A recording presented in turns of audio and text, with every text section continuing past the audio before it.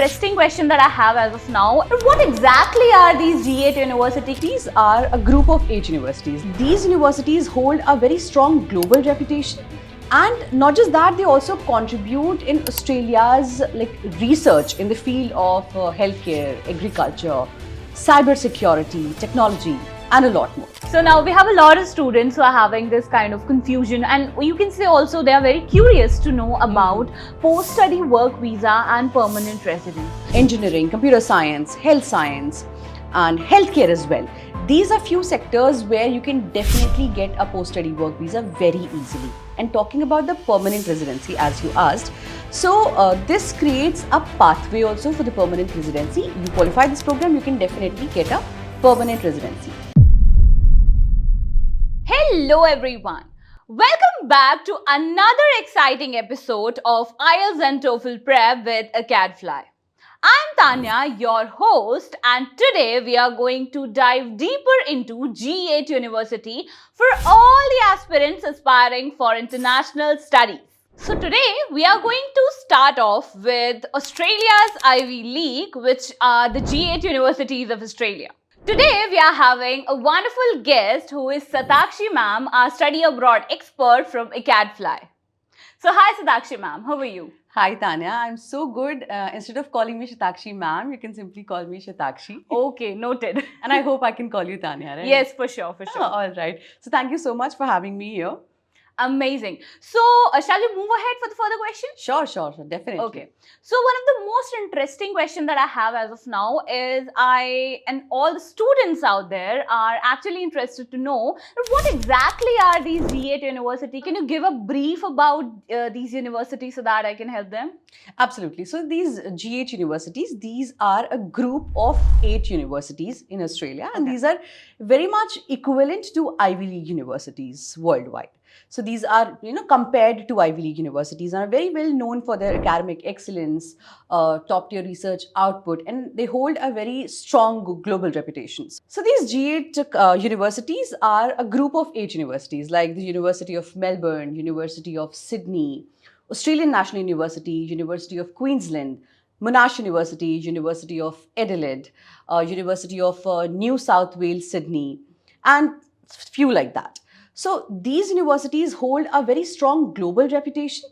And not just that, they also contribute in Australia's research in the field of healthcare, agriculture, cybersecurity, technology, and a lot more. So not just are they highly ranked, but they're also, they also provide a top-notch education to the students, and which is better for their, post-graduation, but after they, for their work, whatever they do after their studies. So these universities, because they hold a very strong global reputation, the degree which you pursue from these universities are also recognized worldwide, giving you a very vast, network to work to grab opportunities worldwide. Amazing. That's a wonderful information. So if I dive deeper into it and I be a bit specific about my question, I would like to know what are the courses that we have in our universities. Is that if a student is willing to go for a particular course, is that possible for them? And also what are the intakes? Could you just brief us with the general information about it? Absolutely, Tanya. So there are multiple courses. These G8 universities offers a variety of courses, and very in-demand courses as well. But if you'll talk about specific ones, the specific ones are engineering, healthcare, medicine, computer science, health science. And also, these courses depends on the university as well. If, for example, we'll take University of Melbourne, University of Sydney, these other universities, University of Queensland. These are some of the universities which are, very popular for their medicine courses, for their healthcare courses, health sciences courses. And if you'll talk about UNSW, like University of New South Wales, Sydney. So these are some of the universities who are very popular for their engineering courses. And if you'll talk about specifics, so the courses, the engineering courses, the healthcare courses are very popular in these G8 universities. Students from across the world come to pursue these courses, especially in G8 universities. And I'll tell you a fact, in fact, I don't think you know it or not, and people know it or not, but 88% of these university graduates get the job right after their graduation.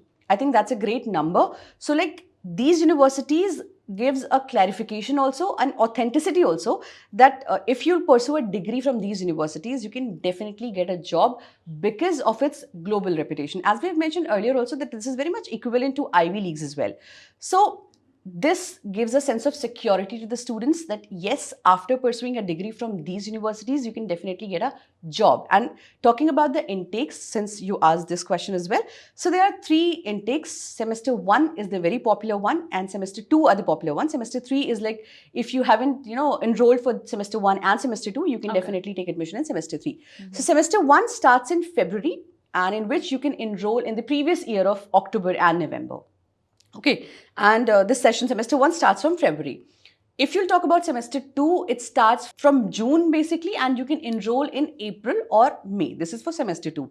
And if you have not enrolled yourself in semester 1 or semester 2, you can definitely get yourself enrolled in semester 3, which is the third semester, and it's generally open between September, October, and November of a year. So yeah, it's like that.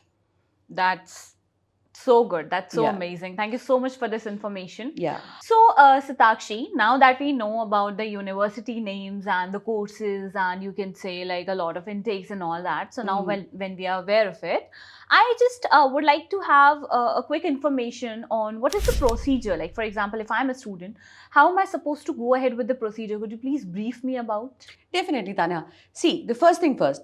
The very first thing which you need to be aware of is about the courses. What course you want to pursue from these Australian university. Once the course is selected, you need to figure out in which university you want to pursue this degree, this course. And for that, I think everyone should take a counselor's advice, counselor guidance, because they are, very much known to to the procedure and to the universities. They can give a very better advice about that for which course, which university is better. Once your university is shortlisted, then the process of application starts. You can simply apply to the university's website, or there's a country website as well. You can apply from there also. And once you've applied for the university, the thing which you should have in your hand is like your academic transcripts, a valid passport, and definitely a good IELTS and TOEFL score. And how to achieve that and what IELTS and TOEFL score is required for the particular university, I think you will be the better person to answer that. Sure. But before that, I'll tell the other procedure as well.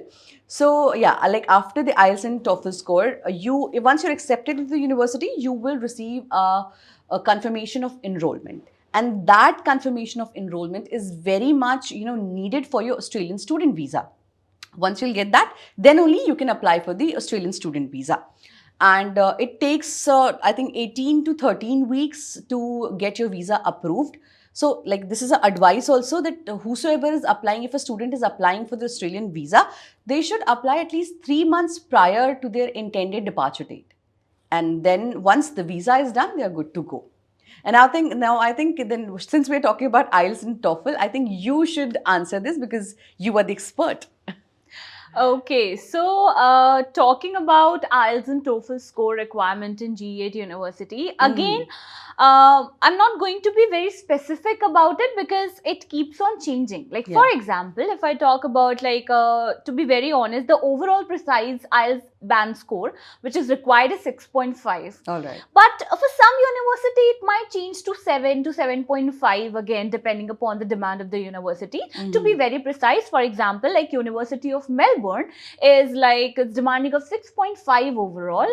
But talking about University of Sydney, it demands of 7.5. Again, to be precise, it depends on the courses that a student chooses. For example, if they're going for medicine or they are going for MBA, the IELTS band score might increase to like 7 to 7.5 or at times at 8.5 as well. All right. Now, talking about TOEFL score, it can range somewhere about 70 to 90. Also, talking about other English proficiency exam, for example, PTE, it can range to 50 to 60.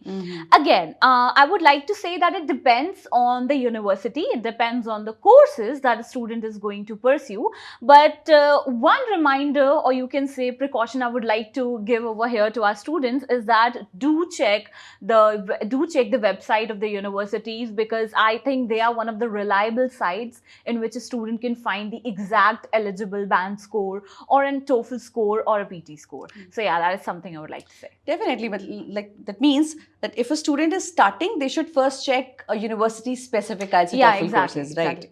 All right. Now that I have answered your question, so now I'll be asking one from you. So now we have a lot of students who are having this kind of confusion, and you can say also they are very curious to know about post-study work visa and permanent residence. I know this is one of the most important questions that a lot of candidates might be having. So yeah, I would like to know something about that, please. Of course, Tanya, there's a lot of opportunity to stay in Australia after your graduation, and after a student complete their graduation from Australian university, they can definitely apply for a post-study work visa, and they can get up to 2 to 3 years of post-study work visa. Like they can have the permission, and it totally depends on the course you're pursuing, which university you have studied, which field you want to work in. Suppose you have completed a bachelor's degree. So for a bachelor's degree, if you want to stay in a metropolitan region, you can get a 2-year post-study work visa. But if you want to stay in a regional area, for that you can have a 3-year post-study work visa. And this depends upon the courses as well. Suppose you want a post-study work visa after your master's or your PhD. So this time tenure can definitely exceed also. And there are a lot of job markets, a lot of fields which are in high demand, like in engineering, computer science, health science, and healthcare as well. These are few sectors where you can definitely get a post-study work visa very easily. And talking about the permanent residency, as you asked, so this creates a pathway also for the permanent residency if you qualify the skilled migration program. If you qualify this program, you can definitely get a permanent residency. And there's a cakewalk too, I'll tell you. If you get a permanent residency, you can definitely call your family members into that country, which is not the case with other countries. So definitely moving, studying from Australia is a great option for the international student who want to, for the students who want to study in Australia.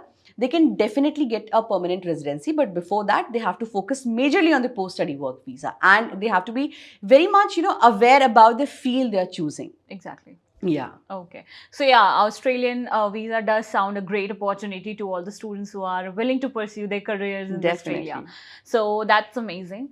So before finishing it up, Sadakshi, I would just like to have few tips from your end to all the students who are there willing to go for G8 University and pursue their dreams further. So yeah, could you please help us with that? Yeah, definitely. So, a very small piece of advice from my side is that whatever field, keep in mind whatever field you want to pursue. You have to always, keep a blurry image of your career, of whatever course, whatever you want to see your career like. You should always have to have a, blurry image in your mind that, okay, my career will look like this. I'll be doing this.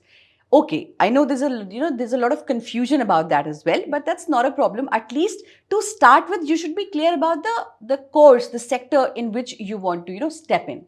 So once you're done with that, you can definitely search for the universities. Before taking an application into a university, you should be, very much aware with the post-graduation outcomes of that university, that what these universities are offering to you. Are there any placements? What will happen after that? And what kind of exposure do they give? So a student should be very much aware about that. And one more thing, like for IELTS and TOEFL, there's a suggestion that you should start a bit early. You should start preparing about it a bit early. It should not be like that अभी आपने start किया, अभी आपने सोचा and then झट से आपने IELTS दे दिया, TOEFL दे दिया and now you're good to go. It doesn't work like that. You have to be, well prepared with that. You have to be very clear in your mind कि अब मुझे start करना है, ये वाले courses करने हैं, इस university में जाना है. तो उसके लिए आपको preparation थोड़ा सा पहले करनी पड़ेगी. जैसे मैंने वीज़ा के टाइम में भी आपको बताया था कि वीज़ा के लिए भी आपको 3 महीने पहले अप्लाई करना पड़ता है. तो आपको intakes का भी ध्यान रखना है. एक फरवरी में आपका intake आ रहा है, एक आपका जुलाई में आ रहा है. कौन से intake में आपको जाना है? बिकॉज आप जितना लेट करोगे आपका कोर्स उतना पीछे जा रहा है. तो आपको उतने ही जल्दी, अगर आपको फरवरी में एडमिशन लेना है, you have to apply in October and November. तो आपको तैयार और पहले से रहना है, बिकॉज आइल्स टॉफल सब क्लियर करके तब आप एप्लीकेशन अपना डालोगे. तो you have to very much well prepared with everything. So this is the piece of advice I want to give to the students. Thank you so much. I mean, this has been a wonderful podcast with you. Thank you so much, Satakshi, for being here and joining us.